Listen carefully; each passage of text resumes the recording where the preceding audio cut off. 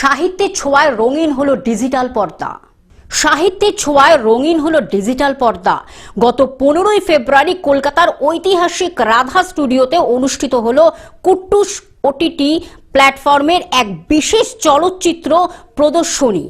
চেষ্টা করব বাংলার গল্পটাকে বেশি মানে প্রাধান্য দেওয়া বা পোর্ট্রে করা সারা ইন্ডিয়ার কাছে, এবং অবভিয়াসলি তাদের রিজনাল ল্যাঙ্গুয়েজে যখন হবে তাদেরটাও আমরা নেবো, 100 বার করবো।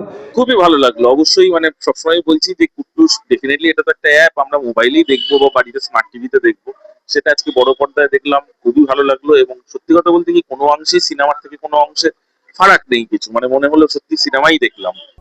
মৈত্রী এভি কম্বাইন্সের উদ্যোগে আয়োজিত এই অনুষ্ঠানে উপস্থিত ছিলেন চলচ্চিত্র জগতের বিশিষ্ট ব্যক্তিত্ব ও সাহিত্য প্রেমীরা। তো সব রকম মিলিয়ে একটা পরিষ্কার পরিচ্ছন্ন এবং কুট্টুসের ওই যে ক্যাপশনটা রয়েছে যে লুকিয়ে দেখার নয়, সবার সাথে দেখা, এটা খুব ক্যাচি এবং এটা আমার খুব ভালো লেগেছে। কুট্টুস হাঁটি হাঁটি পা পা করে প্রায় 1 বছর ক্রস করে গেছে এবং আস্তে আস্তে দর্শকের প্রচুর ভালো লাগছে এবং আরো অনেক কন্টেন্ট আসছে, সাহিত্য নিয়ে কাজ আসছে। তার মধ্যে প্রেমের গল্প আছে, আবার একটু ডিটেকটিভ গল্প আছে।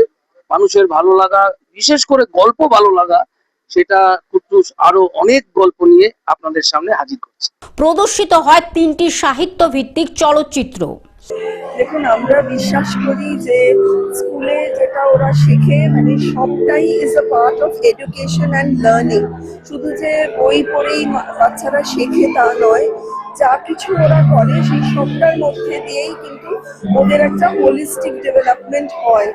এবং এই যে আজকের প্রোগ্রামটা, এটার জন্য কিন্তু প্রিপারেশন অনেক দিন ধরেই চলছে and it is a continuous process.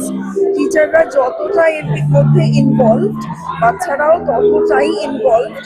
Bibhutibhushan বন্দ্যোপাধ্যায়ের গল্প অবলম্বনে উপেক্ষিতা মানিক বন্দ্যোপাধ্যায় চোর এবং মুন্সী প্রেমচাঁদের সৃষ্টির ওপর নির্মিত লাঞ্ছনা প্রতিটি ছবি দর্শকদের মনে গভীর ছাপ ফেলে।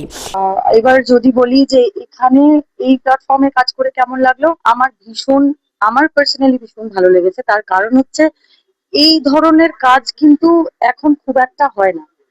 আমরা সুযোগ পাচ্ছি, আরো অনেক নতুনরা সুযোগ পাবে।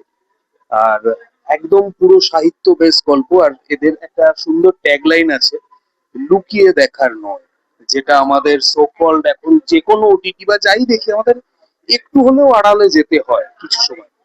তো আমাদের এখানে যা কন্টেন্ট আপনারাও দেখলেন, সেরকম কোনো কিছু নেই। কলকাতা থেকে অনির্বাণ দত্তের রিপোর্ট, গ্লোব নিউজ। এখন থেকে গ্লোব টিভি দেখুন আপনার স্মার্টফোনেও। গুগল প্লে স্টোর অথবা অ্যাপল স্টোর থেকে ডাউনলোড করুন গ্লোব টিভি লাইভ অ্যাপ। এছাড়া জিও টিভি অ্যাপ থেকে দেখুন গ্লোব টিভি লাইভ।